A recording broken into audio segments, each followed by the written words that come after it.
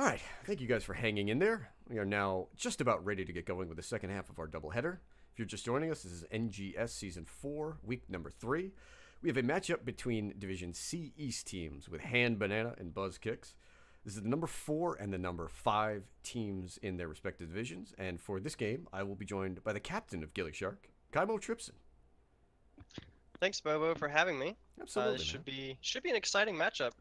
Yeah, These evenly matched teams, 4 and 5, going into this game. So we're looking forward to see what they have. exactly. And some shots have already been fired. Kunanaki looking to put a loss on the books here for Hand Banana. Both teams already have one game run on the books.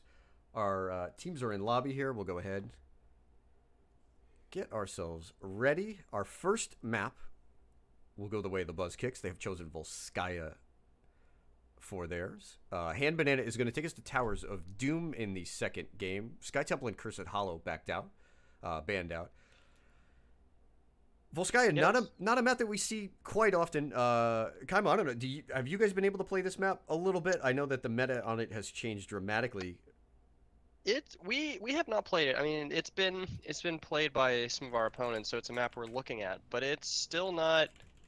I guess there's two ways that teams tend to play it. There's one that's go really hard, get the first objective, and try to snowball it from there. And then there's the play it slow and try to win the late game. Mm, And we'll see what these teams decide to bring here. absolutely. I mean, could see the wild Asmodan on this map, for example. That sort of late game stacking talent was so preferred early. It almost seemed like every Volskaya game was doomed to be a 25-minute affair. But now, with the strength of the Protector in the early game, it's definitely switched to where you can look to get the snowball going. Exactly. I mean, you get first Protector, you get a couple of towers, maybe even a fort that gives you an early level 10. Snowball from there, get the second Protector, and just that thing chunks heroes now with the bonus damage from the gunner and that armor. Yeah, so we'll see. It's interesting that the teams banned out what I would consider like the macro maps, the Cursed Hollow and the Sky Temple, where it's Sky Temple is like the objective based map, and Cursed Hollow can be that how well do you control camps, how well do you control map objectives and bosses. So Yeah, I think these teams just want to brawl. that's good. We should see that on these two maps. Everybody loves a bloodbath. Just checking the run-in for form here for Hand Banana and for Buzzclicks. You will see that they both have recently lost to the number 1 team in C East, the undefeated Married with Children. Actually, next week I believe I'll have so far Div C East is 1 and 2 as Duratan's Couch and Married with Children battle for the top spot. But both teams have had a pretty good run of form thus far. Again, this is the number 4 and the number 5 teams. You can peek at the standings there on the bottom crawler, and we'll jump on into her keys to the game. Playoff preview, as we talked about before. This is the number 4 and the number 5 team. If the season ended today, which it gratefully does not, they would be immediately matched up in the playoffs. And on the second point here, a little bit of highlight on Greymane. Both teams have played him in about half of their games. He certainly fits well still in any comp. He might not be that dominant hyper carry, but there is always a place for the Greninja. Yeah, exactly. We'll see. I'm not sure what these teams' priorities is on support, but that's the other big thing you have to look through in these drafts is do they pick a high Stukov, do they pick a high Malfurion, or is it just go all in on those damage dealers and those tanks? Try to make sure you get good point control for fighting over these objectives, and Greymane can certainly help with that, getting you those turret camps to give you some more point control and just chunking heroes. And some good damage against the Protector too, if he can get those auto attacks in safely. Absolutely. Its siege value will certainly get a lot of value in both of these maps, in Volskaya and Towers of Doom. And then the last point, and I didn't actually know this until I peeked at the stats, and I know that I'm cursing him, but I've got to call him out on it if it's true. Draco has 100% uptime. We are, 10 maps in. That is a damn good streak to be running. That's wild, man. That is very impressive. Well, I mean, we'll see if that'll get taken down, but I mean, I'll definitely be watching him in this game as one of those players to watch. Yeah, I wanted to verify that, but I saw that and I'm like, look at his KDA. It's like 33. Well, I mean, it's 33 if you don't die, but It's infinity, right? Like it's 100% uptime right now. I'm sure he's probably going to die in the first 5v5 fight when they run it down mid, but it's still cool that he's had it going up to that. he's gonna die in the first 15 seconds. Like, Oh, all right. We're gonna take a quick little detour. We're gonna talk about this Nazebo ban. Buzzkicks played double Nazebo he played 2 Nazebo games against Onslaught actually earlier. I think it might have been Tuesday, maybe Wednesday night. Used him on Dragon Shard as well. So they immediately go after the Nazebo. And the other side of that, I believe on Volskaya in the first map that BuzzKicks played against Onslaught, they had a 300 stack Naz with 7k hit points. It was stupid. So that's their second tank right there. I mean, Nazebo plays the mini game and then he just wins the video game for you at level 20 when you get that Vile Infection done. My So I mean, that's God. some serious damage. I like the Nazebo ban on this map. He's one of those heroes that if you can stall this game out and you get level 20 and you get Vile Infection done, you just win the game. And we pretty have much immediately after that. And another target ban. Defop has played nothing but Sonya. I believe he was it might have been Sonya every game. I'm not sure if Married with Children disrupted that, but when I picked up their first game last week, 6 maps, 6 wins, 6 Sonyas. Wow. Well, we'll have to see him flex out onto another solo laner. I like the scouting here coming out from these teams already. Yeah. They're prepared. I love it. You love to see when teams do their homework, and we have the first pick Malfurion, so the gray main is still available. Opting for the Hanzo. Let's see if we see Stukov here.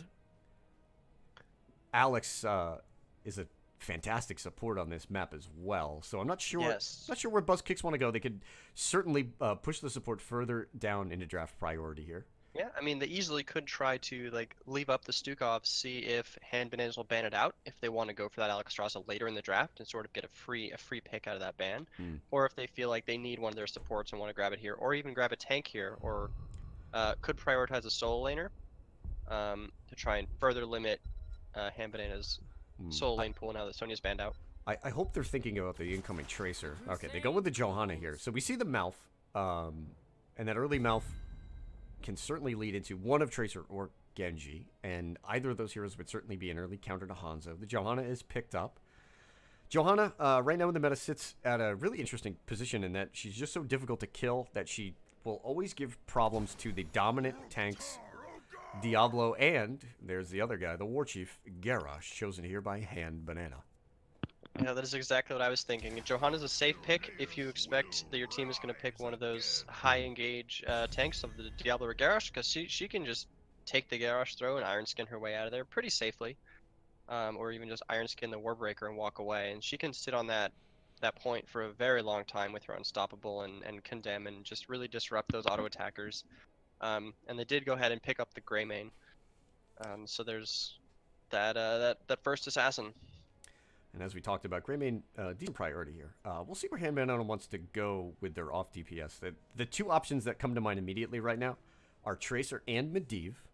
I know Medivh is not something that you're always going to see here in the down in C-Div, but it has been played. However, Draco is both the Grey main and the Medivh player for Hand Banana. Jaina ban coming out. All right, so this could be another target ban, or they're afraid of combo potential off of. You could have the potential Garrosh taunt into Ring of Frost with a Twilight Dream follow up, and then Grey main just having a field day and killing everything. Three games thus far on Jaina for Sammy YC. Yeah. So there we go. And the Stukov ban again, like I said, we're seeing this already just in the first draft. These teams seem to have a pretty darn good idea what the other team wants to do. With the Stukov ban, again, Alexstrasza certainly moves up in terms of the overall meta. However, BuzzKicks has shown a propensity to go with Uther here. They've had 2 players move on to support, Typhor and Cecil.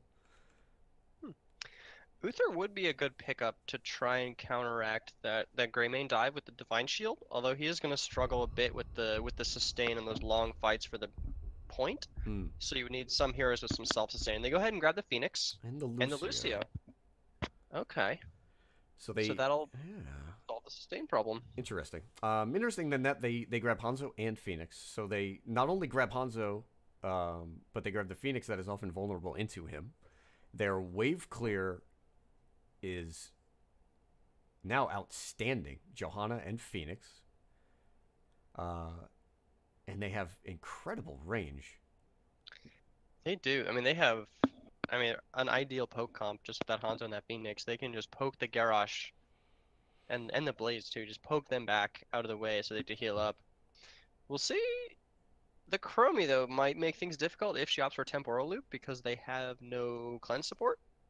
I mean, Hanzo is squishy enough and Phoenix are both squishy enough that a Temporal Loop Chromie combo is just going to one-shot them if, Warp is on cooldown. And they Absolutely. should be looking to pick up a solo laner here.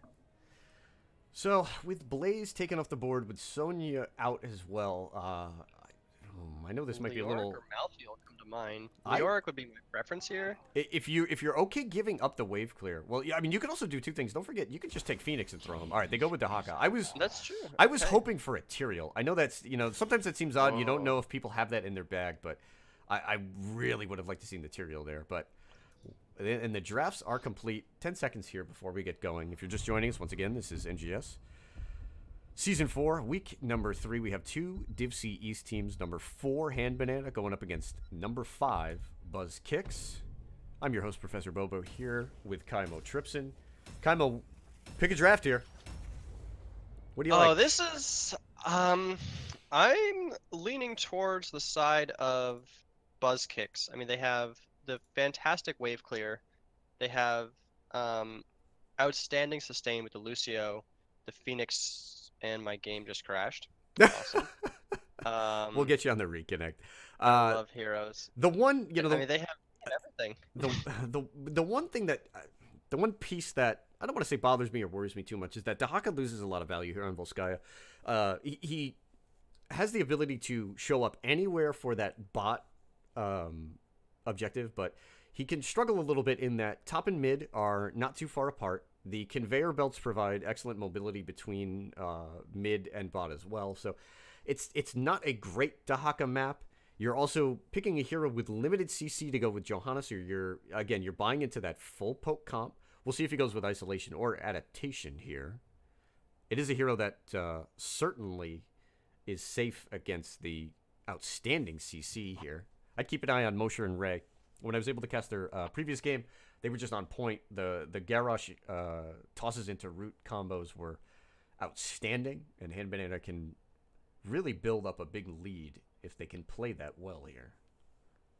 Yeah, I mean, Hand Bananas does have an absurd amount of crowd control with the Warbreaker, the taunt, the roots, the jet propulsion, the slowing sands. If they get a target flipped, that is likely going to be a dead hero unless it's the Johanna.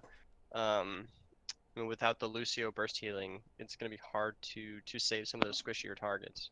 So it's going to be, does their poke comp, does Buzzkick's poke comp play the objective slow enough to allow Dahaka to get that experience value, or is it just going to be the burst wombo combo of Hand Banana getting that early kill and getting the lead in the objective? They're going to need a little bit of RNG to get the most out of that Dahaka. You would ideally want the first objective to be top or bottom. A mid objective doesn't really help them out too much, so we'll certainly have to keep an eye on that. But our game is ready. We'll get Kaimo back in at any given time. My game is opening, so we'll have that lovely reconnect system. All right, so jumping in here. On the side of Hand Banana, Ray will be playing the Garrosh. Sammy YC is going to be on the Chromie. Mosher on the Malfurion. Defop, bereft of his beloved Sonya, will be playing the Blaze. We'll see if Draco can keep the streak alive on that Greymane. I'll go ahead and get the other side. Spooch Spartan will be playing our Phoenix. Nibar is on the Hanzo. Kunanaki on the Dahaka. Zarathan will be playing the Johanna. And on the Lucio will be Typhon. Early W build for Chromie. Just trying to keep an eye out. And an early W build for Hanzo as well. Q build will be coming out for Phoenix. A little bit of a change in that Blaze goes with Neural Stimpack, so he'll go ahead and pick up a little bit more mana in CDR.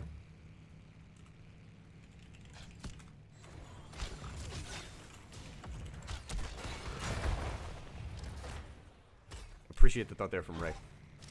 We're going to keep the game going. We want to keep this game all about our players. I'm sure we'll get Kaimo back in there. But right now, both teams sort of poking in and out. We see Dahaka jumping top. Kunanaki just getting a little bit of ice up going. So the solo laner for Buzz Kicks. Jumping into the top lane. He will go ahead and switch it up. Headed bot. Defop down there on the Blaze. And a 1-3-1 early on here from Hand Banana.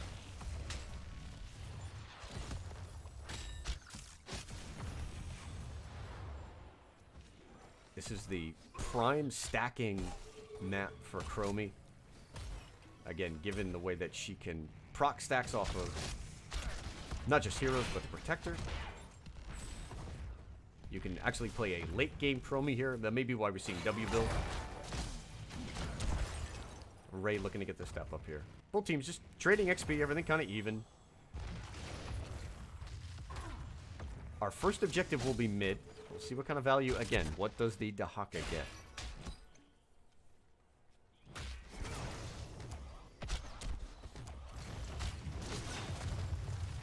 No W stacks yet for Chromie. Only 2 hits on the Q. Sammy's going to have to pick it up. 4-man rotate from Buzz Kicks.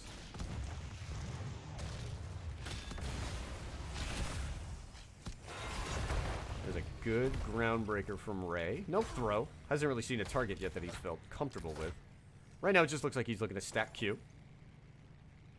Level 4 online for Hand Banana. Indomitable. Bronze Talons. Is that the Trent? We do. Vengeful Roots. Chosen.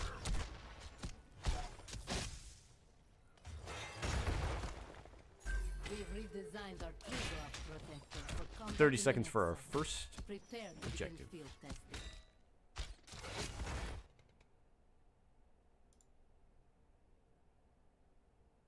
I am back into the game. Right on. There we go, brother. Man, what an exciting game this has been so far. I missed most of it. Oh, blame the reconnect system. It is a you-know-what. It was actually very well behaved. It didn't take the entire game, so we'll have just in time for the first objective. Let me just catch up real quick here. Okay, talents, yeah, good. Hand Bananas did opt for that early fortification camp to get that turret out. But a good pickup on the side of Buzz Kicks. They used their just incredible Merc clear. I mean, you have Phoenix and Hanzo, so they're already going ahead grabbing their top camp. It's going to push into a wall. It's going to have to be responded to. Draco will pick it up.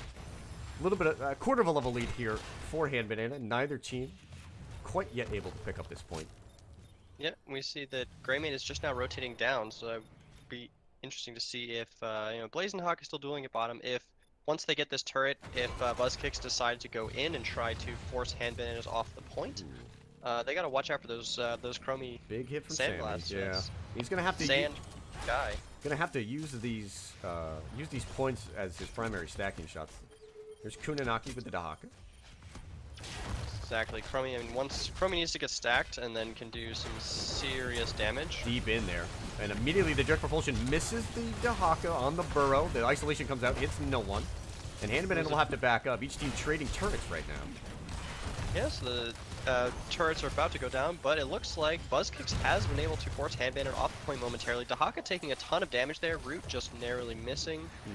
And they're both going to back off, tap well, and toss into Johanna. And she does not have Iron Skin. Xeratin is first blood. There's Ray with yet another throw. And a huge W from Chromie. Nibars is going to have to take a flip and get himself a drink. And right now, Hand Banana looking to start this channel.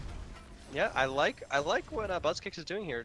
Waiting for Johanna to get back, sending Hanzo up to the top lane to get that experience, make sure they stay even with Hand Banana in the race to 10. And they have a lot of time while Hand Bananas has 3 members on this objective. They can just wait for the Johanna to get back in and then look for a re-engage. Ray looking for yet another flip. Kunanaki now is hit by the Jet Propulsion. Does he have the burrow? He's using his trait to go ahead and heal up. Turns this fight with a really good drag on the Garrosh. The Unstoppable used. Indomitable will see the War Chief out. But Sammy YC now under big pressure. Let's see if he can escape Xeratin on that Johanna. Oh. Takes big damage from Chromie. Oh, the throw. The Root onto the Phoenix. Phoenix goes down. So Ray throws the Lucio over the wall on top of the Chromie. Chromie lives. And at the same time, we see our second kill picked up as Phoenix winds up getting caught in the Root. Going for a third kill. Jet Propulsion onto Johanna there. She uses Iron Skin to escape, but Hand Banana wrestling this point away. This synergy between Ray and Defop is excellent. I mean, every single toss, there's a Jet Propulsion to get that stun, and then Greymane dives immediately onto it. That's easy kills. Targets have been falling like flies here. First objective should get picked up momentarily. After the first game with Hand Banana, the Ray Mosher combo was on point in the first game, and immediately the Garrosh was insta-banned out in the second. If they keep it up, I think they're going to see the exact same thing here. Blaze and Chromie will jump into the Strigloff Protector as Hand Banana looking to run it down mid. Yeah, and Dahaka is in the bottom lane soaking. They did get that siege camp, trying to push top to try and ease up some of this pressure, while the Protector looks for those towers to get level 10 and get further ahead in this game. A lot of couch XP here in the walls. Hand Banana. See if they can pick up level 10 and then maybe make a move on a fort. Oh, there's a big groundbreaker. Look at knee bars there. He's still... Oh, that Trig so level. low. He didn't quite have the Q ready. That could have been a dead Hanzo. We're starting to see Sammy YC get stacked a little bit there. Yeah, Ray's stepping forward, looking for a good target. But without the Blaze and the Chromie, it's really just the Protector has to go on that, but that should still just be fine to confirm that kill. Greymane's now matching Dahaka in the bottom lane. 10 has been picked up. And we have Warlord's Challenge, Slowing Sands, Twilight Dream, Bunker Drop, and Go for the Throws on the side of Hand Bananas. We do see Slowing Sands picked up as well. I just like this talent in general.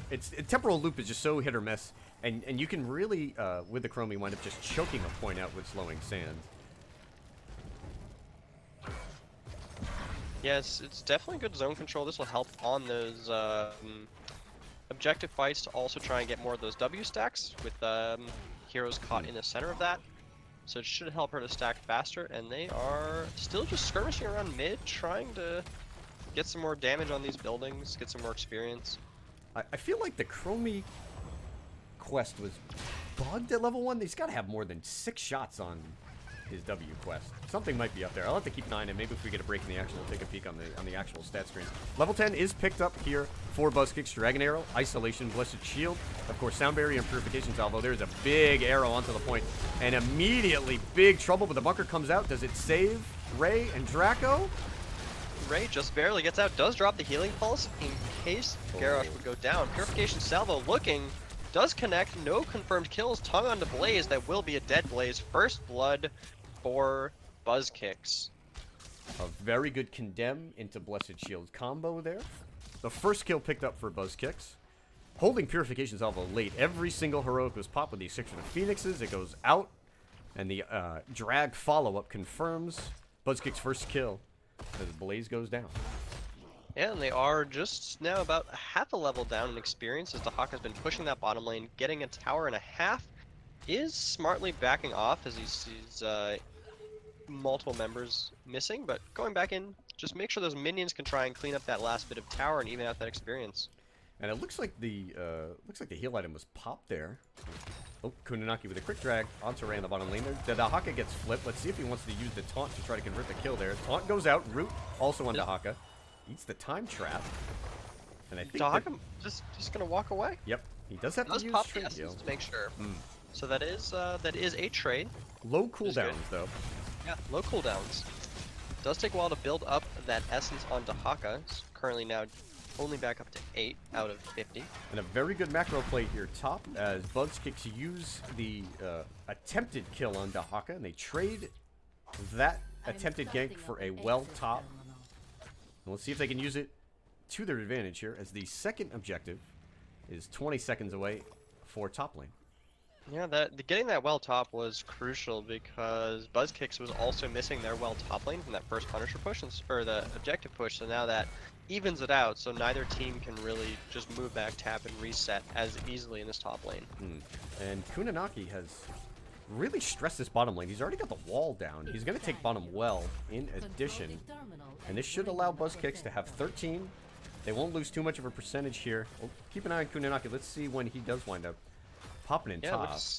It looks like Buzzkick's opting to go back and collect both of the fortification camps. This is a beautiful play. Absolutely. Get 13, get those camps, and go in with everyone and try and look for that team fight. Hand Banana, looks like they smell it here. They're going to put pressure on the top fort. With Greymane, they actually, I mean, they really do have the ability to just delete this fort and wind up turning this into a big XP and a big advantage. Here comes... Yep, there goes the Worgen form, chunking through that building. They are going to trade out forts in bottom and top. Bottom is going to be the next objective, so Buzzkicks is set up nicely for that. I like the macro play from both teams here. They're willing to take and give. They seem to have a very good idea about what's going on in terms of vision. There's a big W from Chromie. The jet propulsion comes in. No harm, no done. Looks like Sound Barrier was popped, expecting the counter engage. Not going to get much value here. That is a long cooldown, and right now Hand Banana is into overtime. They, despite not having a well, they have the opportunity to let Ray go tap on mid. And they've got the time to poke this out and pick their spot. Yeah, I mean, getting up to 99% takes about a minute, so they could even just try and soak even mid lane, get level 14 before they try and force Buzz Kicks back off that point. There's the trait on Dahaka, so Sound Barrier and Dahaka trait down as well. Ray with the throw onto the Dahaka. Remember, he does not have trait here. This is an isolation Dahaka, not adaptation. He's in the root. There's the taunt. Dragon Arrow Taunt and counter. Twilight Dream is a kill. Looks like we have an all-out 5 versus 4 here. Garrosh tosses Blaze out of the fight, and both teams are just going to back up and retreat. Thinking about that support camp. This could be dangerous. Ray doesn't want to stop. Big jet propulsion into the slowing sands there. Unstoppable. I think the support camp accidentally got killed by the Chromie Samurai. Draco with a hop over. Good play from played. the Greymane. So that is now going to the second protector over to Hand Bananas, and they're going to be looking to either pressure top keep wall or head down and get mid fort.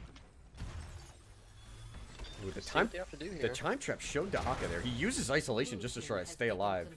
So Buzzkicks, strong macro play, but they've been forced to using some critical cooldowns here outside of the objective phase.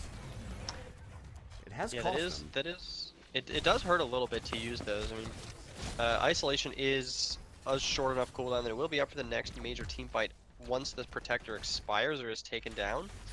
So it's better than definitely losing that Dahaka there, so he can still be here and help for those fights. They are chunking this, Hanzo and Phoenix. It's at half health already. Not getting too much value yet. But I believe this protector has a Q. Let's see if they can combo off of it. Nope. They'll just go ahead and work the wall. The pressure from Dahaka, oh boy, that's going to be a dead dino. Twilight Dream coming out as well. Yep, confirming that kill.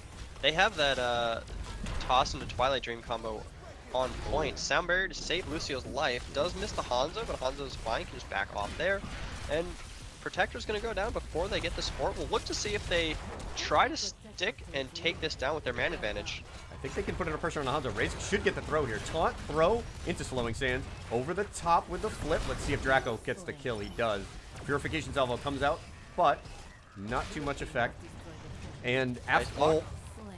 Oh, the Chromie from downtown dunks the Phoenix. Oh, you poor man. She does have Sandblast quest completed. 16 stacks on Deep Breathing, so still a little bit to go on that. 4 more stacks. But getting stacked up there now. She is going to be a mean late game monster. Very strong, again, strong macro play from both teams, but Hand Banana has just been on point with the Garrosh play. They've forced a lot of cooldowns, again, just like we talked about, outside of the objective phase. Buzzkick's not out of this by any stretch, but right now, they're going to really rely on probably winning 2 team fights in order to win this game. There's a beautiful drag. Jet Propulsion gets stopped short by the Lucio. Isolation goes out. The arrow from Hanzo, can they get this kill? They need to confirm this kill. They've used so much. They're not even going to get the... Oh, they don't even get the...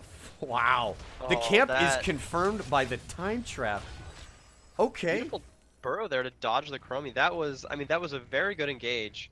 And follow up with all of the CC to try and get that kill. But Blaze is just so tanky. And the Chromie save on the camp winds up putting Johanna in the time trap, and gives an avenue for Hand Banana to sneak on out of there. Yeah, that was accidental, well placed Chromie trap. Who knew? Chromie PVE, man. She does see the future, so it's. They have so many items. 3 turrets and a healing pulse. Like, they are set to just fortify up. And a heal pulse now picked up by Buzzkicks. They need to get out of here before the Garrosh can get a toss. Good dismount from Hanzo. I don't think 20 will be approached for Hand Banana. This is going to be a bottom objective. Both teams now losing the fort. That early work by Kunanaki erased by the Triglav Protector. Right, and I mean, all things considered, they're fairly even in experience, considering that it's 8-1 in terms of kills. And Buzzkicks is down an extra building, so it's you know, the extra Dahaka soak has been keeping them in this, and if they win this protector, it is pushing on bottom keep in either case. So they are very much still in this game. I don't think it's unfair to assume that this has the potential to be the last objective of the game. With bottom lane opened up on both sides, you have, despite the fact that, again, Buzzkicks have been down, they have great siege with Phoenix. And this is a W build Hanzo, so his siege a little bit lacking there, but you can't just let a Phoenix just chunk your buildings out. Oh, exactly. I mean, yeah, if they win this, they could. It's easily. I'd say it's definitely a guaranteed keep either side, depending on if they get any kills in there. That could very well be game. I think they might be in a little bit of trouble here. They're giving up positioning on this, and they're giving up positioning to a Garrosh, a Malfurion, and a Chromie. Yeah, that's. Keep an eye on Ray in the bush. Okay. Secret bush. Now, if he gets dragged, okay. There's good. That is a good cooldown they got out. So this could be the fight that they want if they can just avoid. These conveyor belts are fun to play on, right? It's positioning is all messed up. There goes the heal pulse down for both. That Chromie WQ is going to be a huge problem for Lucio. Oh, the Malfurion root, that is just first kill. Sound barrier just a tad too late. Fantastic play by Defop there. The jet propulsion there coming in just before the sound barrier. Lucio himself is incredibly low. Chromie now gets a double Q onto Nibars. And Hanzo gets deleted. Oh boy. From Shout an out. entire screen away. Shout out to Sammy YC. Ray now wants to finish this game off. Can he get the throw onto Lucio? Not quite. Just out of range. And run away. And Protector is claimed. Chromie hops in. And Blaze hops in. So they're going to have Garrosh and Greymane to do some sieging. At least they don't worry about sand being thrown at them. But now it's just a giant robot. They put Blaze in as well. So a little bit of the siege gone. There's a root. And they don't have Bunker to tank any of these keep shots to keep the Protector's health up. And in addition, they did use all of their items to secure the objective. Maybe not the optimal play, but the safe one, and it should get them to 20. Oh, Ray's going to put the taunt on. Phoenix. Goodbye. Yeah, that was... He lived for about a second there. This could be... I mean, Phoenix is down. This could very easily be game here if they just go straight onto core. Looks like that is what they are going to do. It's... I mean, Hanzo's their only damage to the left up. Wait for the T-Dream here. Let's see if he wants to Beautiful Blessed Shield there to save herself. Isolation was used on the backline on Draco, but he could just sit there and AA the core. This core is going down rapidly. I believe this is going to be game number 1. Ray and Mosher doing work. And Banana are going to go ahead and claim game number 1. Well played. That was a bloodbath. Hand Bananas was just kill after kill after kill. Finding the CC chains, finding those kills. The macro play by Buzzkicks, almost enough to keep them in the game. It was very good. They did an exceptional job in that game of keeping themselves in it just by XP. They even had a lead at multiple points. They did. Yeah, it was just that unlucky fight over those awkward conveyor belts just messed up their positioning a little bit and allowed the Chromie to just get that money shot that just took down the Dahaka and before the Lucio could even do anything. I mean, that was really the turning point in that fight. And sitting late on that objective, you had a Chromie with her ability to throw out double Qs into Lucio heals, and then you saw it on the retreat. Nibar's on the Hanzo there, flips out, is just making a nice easy retreat. Chromie just dunks on top of him, and that was probably, I think that might have been the game there. That Hanzo kill provided safety on the objective. And yes, yeah, that started the snowball. That was a very beautiful kill from Chromie. That was just the perfect prediction of where the Hanzo's going to be after that natural agility, and just make sure the sandblast hits there, and he just got deleted. But yeah, I mean, in that case, Buzzkicks really needed to be on that objective first to be able to, because once Chromie is set up especially with all those turrets that they had, that was going to be basically walking into like a Gazlo minefield of turrets with dodging Chromie shots and a Garai. I would not want to Buzzkick shoes walking into that fight. I think they had a really good idea about how to work that map. Strong front line. They were safe. They were well protected. But you were right to point that out. Not being able to set up for that last objective, choosing to instead go grab a camp, grab an extra little bit of soak, which in the long run was not going to do anything, was ultimately what I believe cost them. They needed to be there first. They needed to be able to put pressure, particularly onto the Chromie and the Greymane on the back line. and it just wasn't there. Yeah, I think Buzz Kicks they really wanted to. It seems like with the Dahaka and their the Phoenix Hanzo, they wanted to slow play these objectives, have the Phoenix Hanzo poke, the Dahaka get that experience, but Ham Bananas was not having that. They were just gonna sit on that objective, get it, and without a way to really push them off, the the setup of the Ham Bananas came out on top. Absolutely. So our second map is going to be Towers of Doom. This is the map selection of I Hand would Banana. I would not be surprised to see a Chromie ban from Buzz Kicks. I mean, Chromie on this map makes channeling these shrines very obnoxious, and Uh, I mean the Dahaka could be good too. I mean to pull out. So I would I also see some potential. keep in mind you can't give up Garrosh Malfurion again. You can't. That was no No. that combo was ruthless. I don't think there was. I mean, there were a couple of tosses early game where they threw Johanna in and Iron skinned out, but for the most of it, it was toss root kill every single time. That was just too well practiced, too good to let them have both of those heroes. Absolutely, and I highlighted in the first game that I got to saw from these two teams, Ray and Mosher, and this is a new team actually that wound up kind of coming together late. They're not super well practiced, but in this meta, they've been able to identify a very very strong combo, and they've been able to work it exceptionally well. Yeah, I mean that's really all it takes for a team is just find some synergy between your players, play that until other teams take it away from you, and then And have a backup. like I said, I strongly believe that we're going to see, if not a first ban Garrosh, then I absolutely expect Buzz Kicks. If they have it in their hero pools to just go ahead and yank that away. I agree. Yes, that would be. I would really hope to see that from them.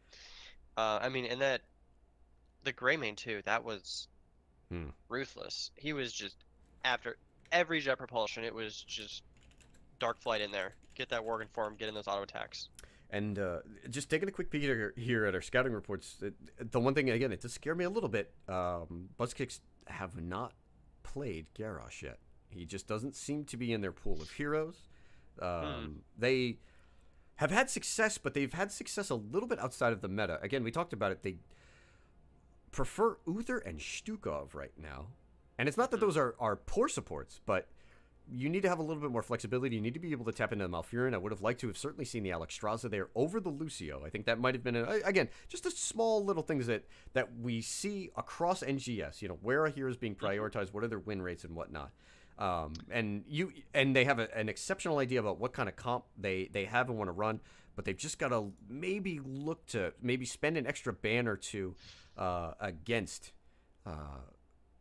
Hand Banana here, and our teams are ready for draft. Let's go ahead and throw that in there. Any other changes you want to see here, Kaimo, for game 2, specifically for Buzz Kicks?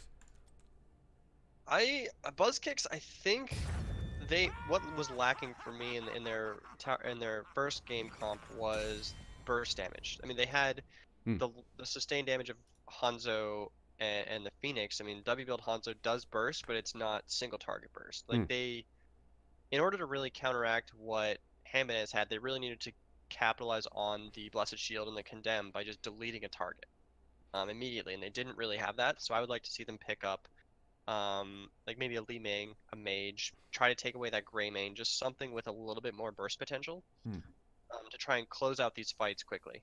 They had one successful team fight, but it was really a sort of like a chase down in between the lanes, sort of a little bit there. They had an opportunity. They would have had to have hit all of the R buttons at the exact same time. They were a little split between, so the AoE damage, again, you were absolutely right, between Hanzo and Phoenix, but then you've also got Isolation and that single target drag on Dahaka. Went a little bit of a different direction, but you called out Li Ming. No matter where she is in the meta, this is Towers of Doom. Having a reset here is pretty darn good. And oh look, Garrosh gets banned out. I love that. That is well adapted by Buzz Kicks, just knowing that the Garrosh was a problem, and they're going to take the Chromie away. So that the two things that were a problem for them in the last game, they're saying, nope, you're not getting to have those again. Oh, and it puts the burden of execution on them. They're going to get big red. Here comes Diablo, and Mosher will still pick up that Malfurion. So they take one hero away, pick one up for themselves. I would not be surprised to see another Johanna here as well. Yeah, Diablo's scary on, I mean, really just all the time, Lord of Terror and all Hmm. that. But I mean, this map in particular, there are so many walls around those altar fights that you can just get bodied. And And he can pretty much by himself just like 1v1 squishies. So you're gonna need to have, I mean, a solid tank, maybe and like a solid beefy solo laner like the Sonya. The Sonya will work. so he's okay. And Sonya Stukov, okay. okay, so the one thing they're lacking is a little bit of burst protection here with the Stukov. I thought they may move into their Uther, but Stukov, listen, he's the top tier support. He Uh, does good things. and on the side of Hand Banana, with what is being shown here, I'm gonna throw it out there again. We might see the Medivh. I would like to see Medivh them. Diablo is an Oh, amazing oh, combination. it's just fun too. It's Hmm. it's just great to get to It's call just that. you see this portal and the enemy team has to immediately run away because a Diablo is coming out of Yeah. that portal and that's or Leyline Seal into APOC. It's just stand. I mean, Greymane is still up. This is a I mean, scout. This that's is a big scouting test here for Buzzkicks. We talked about the Greymane. You can ban him out, but if you ban out Greymane, I'm not going to guarantee it, but I strongly believe we're going to wind up seeing Medivh or Greymane, depending on what this ban is. that's Phoenix. tough. I would honestly ban out the Medivh if I was in their position. Like Greymane, you can deal with. Just get a beefier front line, keep your Chromie away from them. But Medivh is just he's on top of you all the time, and you can't do anything about it. Hmm. And a Lunara ban. Lunara, Okay, that again, that is interesting. that's a hero that Hand Banana has played. Okay. Sammy YC in particular, a lot of games on Luna and Jaina. So we saw Lunara and Jaina target ban. Blaze Medivh and Jaina would round this comp out perfectly. I think That would be terrifying. Junkrat Oh, there's Medivh. the Medivh. Close. Okay, All right, Junkrat. That close. But I like that. I do too. I absolutely love it. The They're Medivh is going to be so much fun. He's just a hero that, listen, as a caster, you love to call. But it's something that Draco has played, I believe, 3 times this season. I'm going to take a look and make sure that I get my numbers correct. 3 games on Medivh, 2-1 overall. it's not bad. 4 games, actually. Pardon me, 2-2. They tried to use it Okay. twice against Married with Children. That's a tough set. Again, Yeah. Married with Children is just 5-0 right now. They're pretty dominant. A little bit. Looking at the standings, I was like, Ooh, yeah, boy. that's. I mean, the Junkrat too is with those grenades. It's you can stall out the altar captures for basically forever. The one thing about Junkrat here, Riptire or Rocket Ride, you may be able to hold it, and the reason that I bring this up is because Stukov with Flailing Swipe has the ability to just instantly get rid of the Riptire. Ooh, I didn't see this coming. Murd and Sylvanas. Okay, so they're gonna try. I want to see them with Merc Queen on Sylvanas, heavily prioritize the bottom lane pumpkins and just try to force those in, gain control of bot lane. This Um, might be a mind control game. that Might. might work. I Eh, mean, I'm looking at if you mind control the Medivh. I mean, he's really the only mind control target because Medivh can just throw a shield and a portal on whoever gets mind controlled. It might. I mean, I'm just every time I see Sylvanas in a weird spot, maybe. It's you always hope. I mean, a little part of me hopes for mind control. I mean, partially for meme value, but it's not terrible in all the situations. So, and you see Muradin, and every time I see Muradin and I see Medivh on the other side, playmaker. I know we're digging deep here, but this is Haymaker into mind control, into massive shove, into the death zone. It's gonna be fine. and we get and a they're war going with the chief for Thrall. the offlane. Okay, so they move away from the Blaze, which served them very well, but right Sonya now versus Thrall matchup. That'll be fun to watch. this gives you the ability to go into Earthquake to help provide slows that will certainly be a boon to whatever Medivh Diablo want to do. So this is a wombo to the max here on the side of If they Hand get Banana. this off, Oh, they could delete all of Buzz kicks instantly with a well placed seal into APOC into oh yeah, Thrall just hitting people with his hammer. just gotta press those R buttons at the right time, boys. Yeah, I mean, it's for No, this is like I said. This is going to be a game that is going to be this. very very heavy on the burden of execution. This is Yes. game 2. If you're just joining us, NGS Season 4, Week 3, we have the second game here. Hand Banana taking a 1-0 lead on Buzz Kicks as we head into Hand Banana's map. We are on our way to Towers of Doom, and we got that Diablo Medivh. Yeah, I worry that Buzzkicks doesn't have enough consistent damage. It's going to take a while for Syl to get stacked, but I mean, hey, we'll see where they're going to go. Here for Hand Banana. Ray going to be on the Diablo. Mosher once again on the Malfurion. We see Sammy YC on that Junkrat. Flying up above, Draco is on the Medivh, and Defop is on the Warchief. And on the right side of the map in red is the Buzz Kicks, hoping to bring it back in game number 2 and get the win. We have Ray on, we have Nibars on Sonya, Kunanaki on Muradin, Spooj Spartan on Chromie, Typhon on Stukov, and rounding it out is Zerathon on the Sylvanas. Already, we see a 1-1-3 setup for Hand Banana. They're looking for that Sonya. They're expecting cheese. They're not getting it yet. They're just Buzzkick's just playing it safe, trying to see where Hand Banana is set up so they can see where they want to focus. They're all Sonya in the top lane. Muradin rotating down to fight that Junkrat. Free mid. Get a quick little Q stack. Pressure here from Kunanaki. Yeah, we got perfect storm out. That was fun. Leaving 3. Hammers. Yeah, leaving 3 squishies mid lane. Did he go? I love perfect storm. If you're gonna play Muradin, just go for it. You want that. You want that stacking quest. No, you need, but you need the burst damage too. Like I get third win, but I mean, with a Stukov, like, it's not super necessary in this. I mean, it's because you can always like rotate out Sonya and have her frontline for a bit, but they do pick up the Mercenary Queen. I'd love to see that. Late game 2 with Muradin, if we get there, the rewind combo. If you finish your Q stacks, you can just one-shot a squishy with a rewind combo. Oh yeah, I love mean, that. that Malfurion looks tasty for a Muradin. Big pressure here. Nibar's already up on the wall of Defop. We'll see if the Medivh is looking to join in. Draco. Yeah, no, saying I hello. I'm looking for Sonya to go and take that bottom pumpkin camp, like as soon as she can, or with help from someone. Although if she goes and does, yep, there she goes. Maybe. Nope, This has been an oddly tense start to the game here. We see the Muradin Junkrat matchup bottom. Fabled. Yeah. Junkrat Muradin matchup. I don't. That's not a soul in. They have a gank on Sonya. Oh, She great might root. get out the root from Brawl, and that gank. Gotta respect the Medivh Diablo. Sonya is first blood. Great patience there from Defop. He held the root, waited for Sonya to get the spin. This way he could guarantee the root. Level 4 picked up, and that comes in right before, especially before Whirlwind could even wind up canceling that root out. But Yeah. this looks like a W build Sonya, perhaps? It could be. I haven't seen that very much, but it'll be good to just get some more burst damage on the targets that Sonya's going on, so it should help out a bit. And He it's does good to see take- Chrome. Does take Hurricane, though. I think that kill might have scared him a little bit. Yeah, yeah. I don't blame him. That was.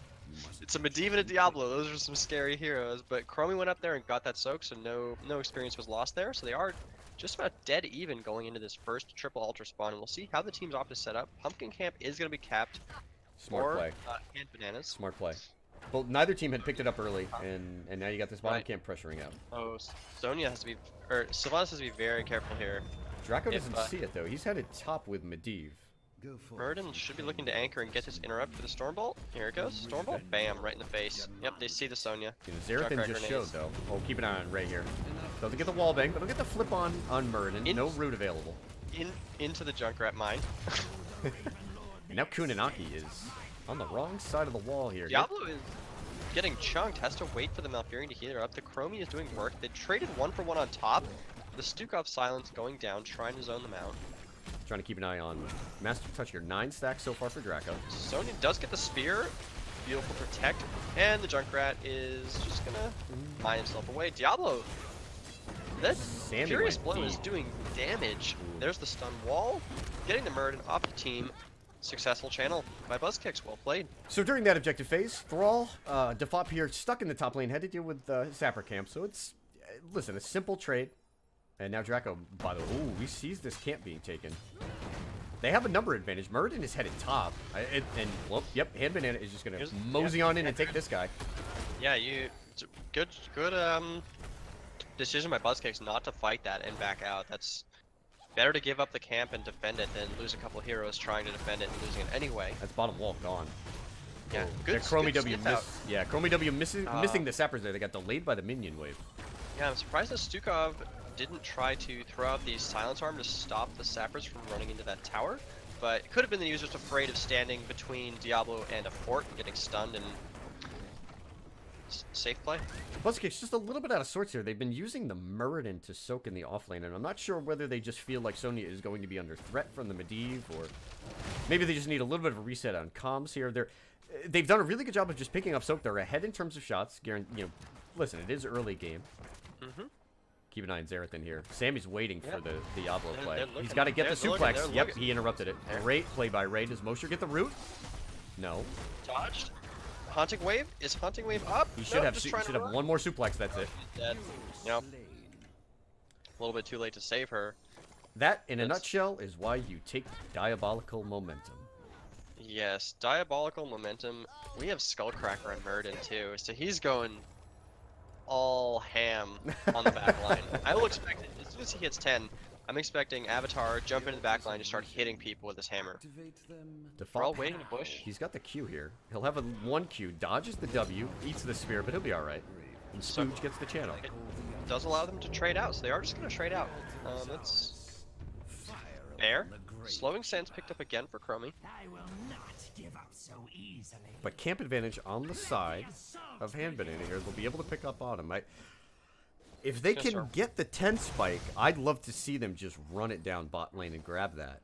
Oh yeah. Buzzkicks though, thinking about top lane. Yeah, I mean, Medivh is scouting. They're playing very careful into the Medivh, which I like. You never know when someone's just gonna pop out of a portal and kill you. I mean, Master's Touch is at 17, so Medivh's playing safe, trying not to die. Chromie is scouting this. Needs to be very careful. Well, why keep an eye out for Ray here? If she, okay. If Spooge threw one more Q out there, I think he might have been in range for the devastating charge. Yes. Draco's been playing. Back. Yeah, Draco's been playing safe on this Medivh. Like you said, he's a little bit low in terms of stacks, but he's been able to disrupt a couple of camp captures. And, better to get the stacks late than die and reset them. This is a 3v4 here. Buzzkicks has the advantage in bot lane. Yep, they do have Sylvanas and the Stukov Lurking Arm to try and slow down these Pumpkin Sappers so they don't impact. Muradin doing a good job of zoning out Diablo on the front line. 10 has been picked up. It is APOC, Polymorph, Earthquake, and Riptire. Oh, Polybomb. Alright. We wanted the ley line. Value. Yeah, ley line and the ley line. But if you have the Diablo, might be in trouble. No, but if you have the Earthquake Polybomb, it'll make it harder for them to spread because they're slower. So maybe it'll work.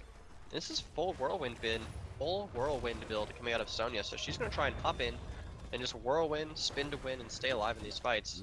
Level 10 almost here. Let's see if we're getting some memes. I think Sammy gets this channel. Motion's got them zoned off. Yep, we do see it. It's mind control. Wrath of the Berserker, so no lead. Haymaker? Only a few today. Haymaker? Muradin's thinking. Muradin's thinking. He's thinking. Medivh has not finished his quest yet. Listen, you could very easily make the argument that Haymaker is worth it to disrupt this Medivh. Oh yeah.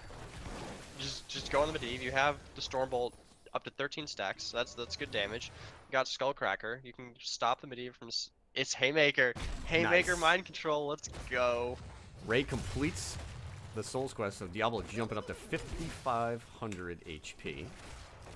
He's pretty tanky. I mean, I guess Buzzkicks hasn't been able to find a kill yet, but Haymaker mind control should enable them to find a target of their choice and kill them. So we'll see how that works out for them. It's a risk and a gamble, and I'm just being honest. I like it. You know what? Again, difficult play. The burden of execution is tough on both sides, but Buzzkicks looking to try to get an advantage here with some off-meta picks. And there's also exactly those unexpected picks also can throw your opponent for a loop. They might not be ready for it. Like, who's ever ready to do a Haymaker mind control? You always get caught off guard. They're looking for it. Here's the Haymaker. But he should be able to cube right on out of there. And there's the portal. The APOC hitting nobody, just zoning him out. I like the Stukov positioning there, hiding in the back by the boss. not to get caught getting that silence out, but that's a long cooldown traded for Haymaker. Indeed. And Haymaker 20 seconds before it's back up. Obviously, APOC has a little bit longer to go. Junkrat, is he going to... Yep, grabs the camp. Yep, Diablo's there. Who's the mind control target? Is it definitely Medivh? I think it has to be Medivh. I mean, until he... I mean, he still only has... They're looking. Diablo gets zones the Chromie out. Stukov needs to be careful in those choke points. Murden's looking for a Haymaker on the Malfurion. Does miss the Store Bolt. Might get the Medivh. Oh, Mosher's in trouble. He went deep. He gets the Medivh. Well, wait for the Twilight Dream. There's the T-Dream. The Twilight Dream. Oh, and the portal out. Beautiful, beautifully played. That was coordinated. No pan. There's the mind control on the Medivh. They're going for it. Stunned out by the Diablo. Should have a shield.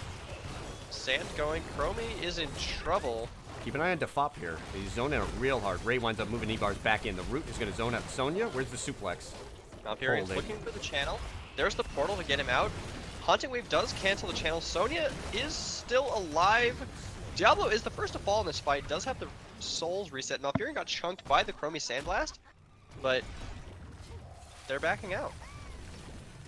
Tough fight. Medivh needed to tap. Again, as we've sort of highlighted, a lot of the shorter cooldowns. There's a big W onto Sammy. Okay. Draco did a fantastic job on the Medivh, keeping a couple of people alive. But once he needed to go tap, leaves the Diablo on an island, particularly without those heroics available. Yeah, and they did get the Diablo souls, so he's going to have to build those back up. His HP is now just about 4K, so a reasonable amount. Isn't that amazing? It's 1,500. Yeah. Murder with the raid. What up, buddy? Good to see you. That's my captain. There, Thrall is waiting for Sonya to get this camp. He might just go all in. We have the Medivh Diablo portal coming in. Sylvanas is going to just get suplexed into the ground and dead. That is an insta-jib. Good night. And it's camp steal. Although Murden did get bottom camp, so there is that. Trading out camps, trying to even out the pressure on bottom lane, which is, you know, more important on this map. Bottom lane control does win more games. Are they going boss? No, it's just no. I think that might have been a misclick. Draco on 33 stacks on Master's Touch. Getting close. And Murden goes down. 20. That Thrall rotation. Guess he got a bit too aggressive into those towers. Did he get flipped over the wall? Looks like he did. Yeah. Yeah. Did not respect the Diablo suplex. Well enough. Oh, go get, yep, here comes Sammy, and here comes the Fop. They're going to take this bottom bell tower, and this is a critical moment here. The first bell tower... Oh, are they going to commit? Just before the triple altar spawn. This could be huge. This could also be mind control. Keep an eye on Ray on the backside. If Sylv winds up channeling, she's in big trouble. Nibar's big and the suplex into the APOC, followed up Root, and Sonya, Twilight, that's dead Sonya. I like that use right there. Right on the objective. You're going to go ahead and now guarantee... More than likely that you get, what, the bell tower, one, maybe two. They're going to run into a problem. Murden's going to grab both top altars, but they'll trade a bell tower. They should have time. Murden should have time to get both, unless Medivh, does Medivh have extended portals? Keep an eye on Draco. Medivh does not have extended portal range, so Ray's got Murden is not going to get it. Yeah, Ray's got there in time. Oh, he's thinking about tapping. Okay, we'll see if Draco gets it. I think he can sell out here for it. He will. Yep, should be able to. Yep, there's the stall. Keep an eye on the charge. And without Haymaker, this Murden is kind of squishy. Has to dwarf toss out. But they did get one. Sonya on the way back. Looks like Chromie Draco does miss the Sandblast just out of range. Oh, Diablo goes right into that time. Oh, the Chromie's in big trouble. Spooge is going down. The timeout. How long can you stay in there, buddy? Sammy YC is under immense pressure. Sonya winds up beating the polybomb in the back. Chromie gets out. Murden is on the Junkrat, takes him down. Medivh gets his Master Touch stacks done. Chromie is looking for the Thrall. Sonya goes in. Thrall is at a couple hundred HP. Sylvanas with the kill. Zarathan. And the mind control, that's another kill. It should be the mouse. Go boss. Go boss right now. Buzz Kicks are cleaning this up. This is very even. 21 shots to 18, level 15. They're going for boss. This is going to even it out. Then they can recapture bottom bell tower, and this is going to be a very even game. Thanks, Murder. Back at you, buddy. Alright, so the map now has the ability to be reset. Oh, looks like Buzzkicks want to run it down top a little bit here. A good response from Hand Banana. They've got an opportunity to cap both of these Sapper camps. So what looks like has been happening in these team fights, just that little bit of disruption, particularly the time traps. In that fight, the critical moment, Ray on his Diablo, charging in on the Stukov, but eats the time trap, cannot convert the kill on Stukov, and it provides enough time for Buzzkicks to just sort of recompose themselves. They find the Junkrat, isolate a target, and then they wind up turning the fight, grabbing both top altars. And everything's about even here, as both teams now have to defend sapper camps. Buzzkicks does need to get this bottom altar in the next 20 seconds, or they're not really going to be able to contest these two altars safely without the retreat path. But it looks like they are going to be able to get that while Handmaiden is top lane trying to retake their own bell tower and push back those sappers. Sylvanas is still Sylvanas, even though her abilities do not shut down towers, her auto attacks do. But there's only one tower to auto attack, so you can easily get that lockdown, and they're in position to start this channel before Handmaiden even gets into position. This is a Chromie needs to be very careful. This is a shot advantage here for Handmaiden. Excuse me, for Buzzkicks. Oh. There's the timeout. They need to save her. There's the APOC. It's not the Riptire is going to be big. Big T-Dream. Great play from Mosher. And that's the fight that Handmaiden wanted.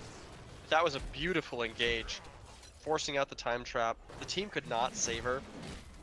She was too far deep, but it is still going to be slightly ahead on shots for Buzzkicks. I think they're going to delay her. Handmaiden is holding it. I like it. They're holding it. Yep, they're going to try to come back play. here. Yeah, they're down 6 shots. This would turn it into a 15-12 game. Oh, maybe they're thinking about it here. The threat from Kunanaki on the Muradin may force Draco to change his mind. I don't know if they can get this by themselves. I mean, they have enough poke. They have some siege. There's minions. Okay. They got it. The Fop winds up moving up. That looked to be the critical move there. There's a big-time combo coming up from Ray. Got the flank. Muradin's got the flank. Is he looking for the Diablo? Haymaker? Should be a Q coming out from Ray. No, she's just going to walk out. And Handmaiden gets the delay. You know, full Souls Diablos, 7k HP. It's no big deal. And they do channel this, so it's going to even out to 12-16. And that was some physics right there. Oh, Sammy in big trouble there. He takes it. Gotta be careful. Ray on the back end. Is on the Diablo trying to get that kill. Does not quite get it. Does force out the tap, though. So these well-composed team fights have gone the way of Handmaiden, but they've wound up turning into these scrambles where Buzzkicks can find a target to isolate and really wind up turning these fights. They were very close to losing both Junkrat and Diablo on separate fronts as the team wound up getting split. Buzzkicks, I mean, in this with game, a little bit better, like focus fire, that could have been 2 kills right there. I mean, they had mind control up, they had Haymaker up. If either of those went out, they could have confirmed both of those kills. But they are going to force bottom tower down and gain control of the bottom half of the map. So 20 should be up before the next objective. Handmaiden can find themselves one more fight before they will have to back out for the 20. Excuse me. Diablo's hiding out of vision. Does not opt to go in. They're just gonna try and get both these camps. Try to force something in. This has been the power of Sylvanas. She is able to, very, very quickly convert these bell towers back or pick one up. Yeah, especially with Mercenary Queen. Like, that's 60% bonus damage on the sappers. You can take these forts down real quick. Shield going out. 3 sappers are down. 3 more are coming. Muradin gets slammed. There's the APOC hitting just the Stukov. Everyone else manages to Riptire, forcing the disengage. Polybomb getting some value. But a lot of cooldowns for nothing.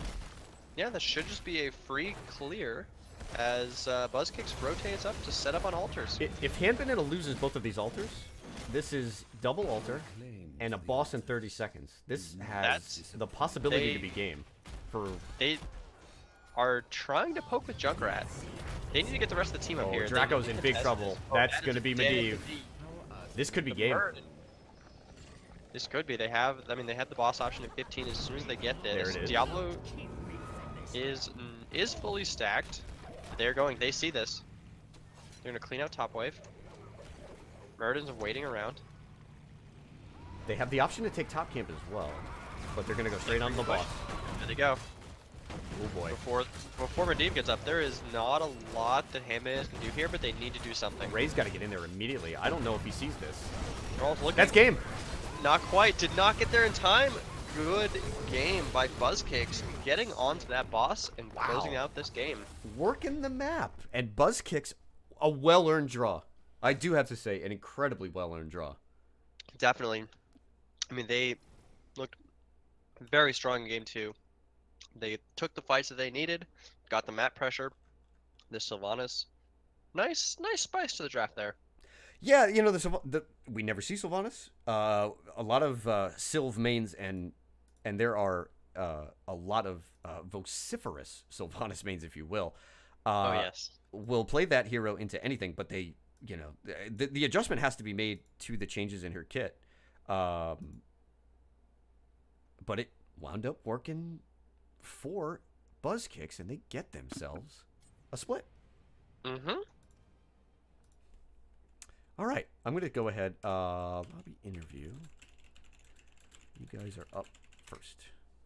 Let's see if we can get everybody in here. Let's grab excellent. that. Try to find Mosher.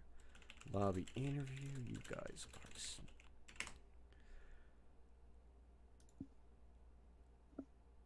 Let's make sure everything's nice and cool. Let's go ahead and make sure we get our scores up right. So these teams 4th and 5th in Division C East, and they're going to stay that way. And it looks like, have we been invaded? We have. Yeah, It's I a don't know party. what's happening. Nibars? What's happening, Yeah. brother? What is happening? A well-earned draw there on that second map. And Buzzkicks salvages a draw out of those 2 games. A tough first game. We'll get to the... I want to talk really at length about that second game. But talk to us about what's going on in between games. Tough first one. You guys are now moving on to the enemy team's map. You know, what's it like in comms? What do you guys do in that spot to sort of get yourself recentered? Yeah, actually, real quick, Yes. just so you know, we have Kunanaki, my Hey! assistant captain here. Right on. So, you know, well, I'm sure we speak well together, so we'll be in and out with our alternating of quick jibes and jibs here and there. Right on. All right. I don't know what you're talking about. Ah. I will say, Yeah, however, since I have the opportunity to do so, it was the excellence of execution. All right. Yeah. So hey, let's all right, jump back to it. In between games 1 and 2, what are the adjustments that you guys made? So I'll start out. We definitely needed to address, frankly, like the, in a sense, team fight potential, obviously, of you guys on the opposing team, or the opposing team. I realize no one is in the chat. And really focus to either say we're going to make sure we have a stronger team comp, or for the upcoming game, especially on Towers of Doom, look to do a heavy push strat, or at least a very macro-oriented comp, more than just the Dahaka we had in the first game. Since it was a smaller map, we don't get a huge value compared to like a very, very large map, like Cursed Hall or whatever it may be. Okay. And then we move into the second game here on Towers of Doom. Wise decision to ban the Garage. You guys pick up the Chromie. So the 2 questions in draft. Was the Chromie pick a denial, or did you have it planned? And then talk us through the Sylvanas, which seems, again, you know, it's always a little out of meta. It's always a little special, but you guys made it work extremely well. Kunal, Actually, what's your I'd actually like to say, for the most part, Zarathan here is our go-to man, but in the realm of Chromie, we actually have a player who does mages very well. He's one of our alternatives. One of our primaries can't do it. Spooge, Spartan. Okay. And he confidently stated that since Chromie was an issue, Chromie did mass amounts of damage. Props to their player, by the way. It was terrifying to fight against in the first game. Yeah, Sammy wound up securing that game. I think that late, we talked about it after the game, that late Hanzo snipe really started the snowball on Volskaya. But yes. But again, talk to us about the Sylv there. Sylvanas, Zarathan Sylvanas is probably one of the most, he does micro very well. He knows how to handle what's going on in his immediate area and to eliminate problems in a quick and swift manner. And in all honesty, when we chose Sylvanas, we knew we were actually going to do initially, I know it's going to sound funny, our first mentality going into the game wasn't to play the team you saw, it was to Not play even the close. the 5 specialist meta. We were gonna do Asmodan, Oh my god. Murky, No. Sylvanas. Yep. Yeah, we were going all in, and then we were Oh, like, maybe just one. I have to ask about Haymaker and Mind Control because those are heroics you don't see every day. Like, what was the plan with were you trying to combo those together, or was it just to like isolate any particular target? Or yeah, what was the idea with those two heroics in particular? I know it's selfish, but I don't use Haymaker in that way. Haymaker is an excellent if you're an opportunistic, but since I don't use E often to engage behind enemies unless I can get a great pick, I prefer to use it as that last quick burst when you have about a chunk of an enemy's health, especially for mages, because Murden can get into a mage's face and eliminate them. You had a nice combo off of my WQ. You finished someone off with that toward the end. Yeah, We there brought was the whole team to invade. Yep, I think the moment, excuse me, that game probably was secured was the for sure. If you guys go back and take a look at the replay later, Stukov silence, Malfurion jumps onto Medivh, Haymaker locks him in there, and I think that was the moment that you guys really secured that one. But you know, in that game, I really have to commend you guys for doing a very good job of figuring out where you could give up forts and take forts. And I think that was really the strength of your play there. You lost some early camps. Seemed like the Merc control actually was on the side of Hand Banana, but you guys did an exceptional job of just pushing bot lane late, and you did a really good job of just controlling the map, and it led to a situation there at the end of the game where double altar phase take it, and then you just had a super fast clear on the boss. That thing was absolutely shredded. Yeah. It's credit to Nibars for his calls because No, right on. No, that's tough. No, absolutely. Yeah, Good shot Those calls. those calls were great. When we were sitting, it was like I want to see them take boss right now, and you guys just went immediately for boss. I was like, oh, good job, guys. Get It's Get it done. Nibars is our macro champion. I'm the guy who yells to kill things. Yeah. So That's good. Every Good team job. needs each. Every Yeah, team. you just hear Kuhn yelling in our chat on this person now, like, you want to see a dead body? Is one of his favorite phrases. hey guys, you want to see a dead body? There you go. But in all honesty, Hand Banana, you guys were fantastic, and That was a fun set. I learned a lot. I learned a lot from them. Yep, that was a really fun set. We thoroughly enjoyed both of those games. They were well played. All right, we're gonna move on to Hand Banana in a little bit, but the floor is yours. Buzz Kicks, throw us the shoutouts. I'd like to give a shout out to the members of our team who, unfortunately, we could not choose to play the game today or couldn't make it. We have 8 on our team, and Cecil, Zponer, and Franz. We hope you guys are gonna be able to play more with us. That's awesome. It's so cool having 8 guys. Shout out. I know you guys have used just about everybody in your roster. That's good to see, and that's long term will definitely help you guys benefit and stay in NGS. Yeah.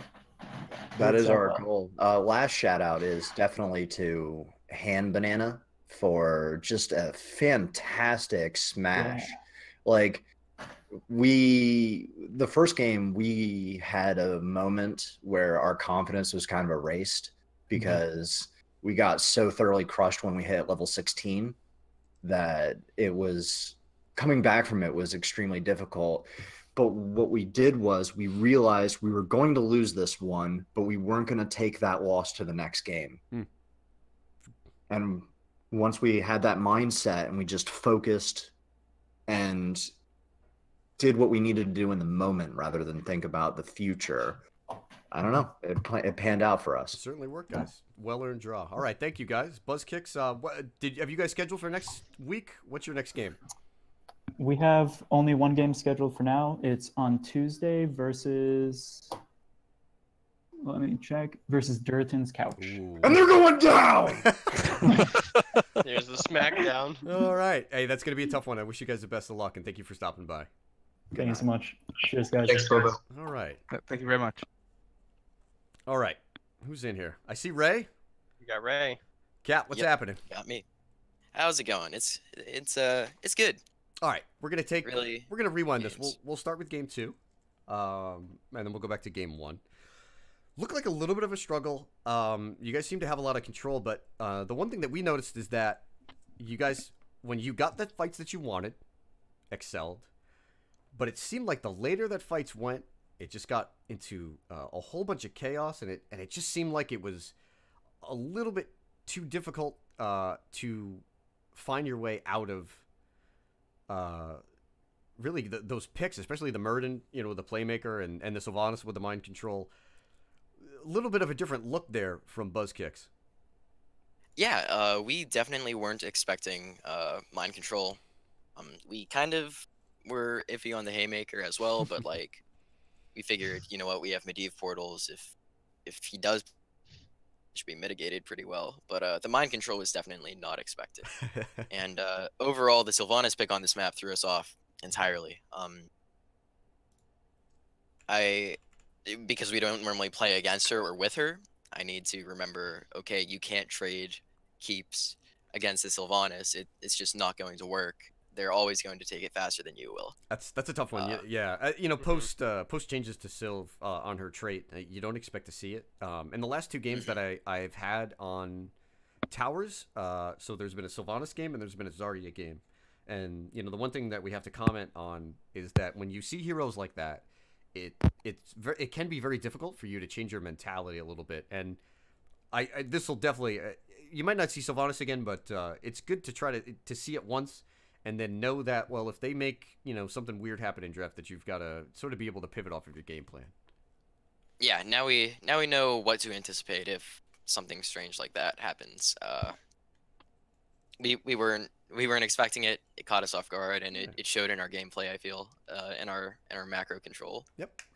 Our team fight, I definitely feel like was our strongest point, and like you said, when we did get the fights that we wanted, we excelled. But overall, they just had a better game than us. All right.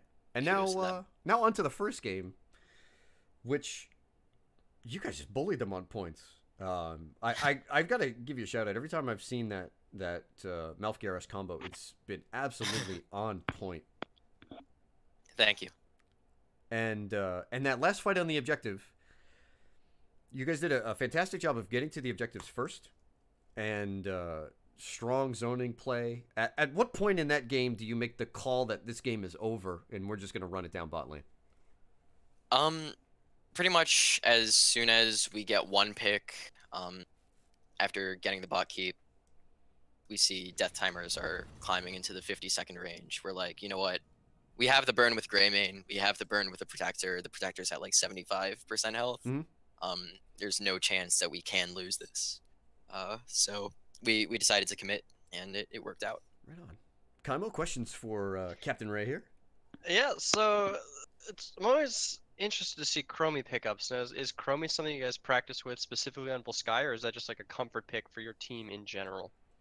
Chromie is definitely one of those picks where we are comfortable with her overall, but on maps like Volskaya and Towers of Doom and the Spider Queen, we tend to pick her up or prioritize her a bit more. And especially with some of the combos we have, we just can get a lot of hit confirm with that. So like if we pick up an ETC or a Garrosh, it's definitely a lot easier to hit her combo off that people. But Sammy overall is just really solid on her, and she got work done. It was, I mean, the one I remember was the Hanzo natural agility over the wall on bot, and just gets sandblasted. And it's like, oh well, he doesn't have a health bar anymore, so that's a free trip back to base. But and your camp control, you guys were walking around with a whole collection of items like the entire game. Is that your standard strategy to play the maps? Is focused more on controlling the objectives and less on split soaking lane pressure? Yeah, that's pretty much, I feel, how you are supposed to play Volskaya. I mean, you can try split pushing and all that, but like you see a Dahaka pushing solo top lane. We're able to trade forts and get camp control and not lose our XP advantage.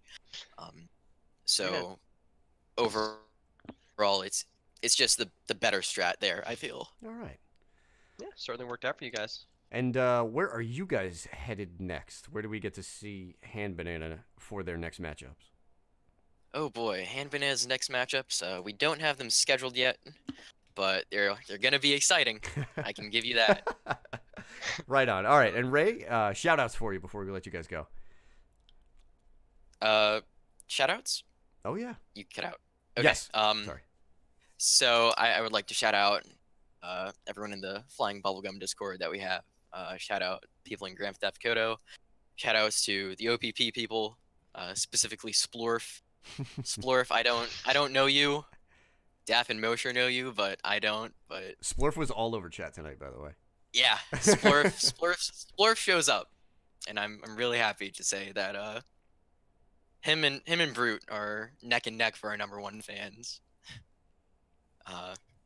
Overall, yeah, and shout out to the people that are actually getting me parts for a computer because I currently run a potato. Oh, and, you're rebuilding the war rig. That's fun. Yep. All right, Ray. Thank you for being here tonight, and I'm sure we'll catch you guys later in the season. Banana, holding on to that 4th spot. Hope to see you guys climb up the standings. Thank you again soon. for casting. Oh, always. It was my pleasure. Thank you, guys. Alrighty, so that is going to do it for us tonight. I want to thank my co-host Kaimo Tripson. I was extremely happy to have you here and start to get you involved in NGS, man. I'm be here looking to get some more casting in.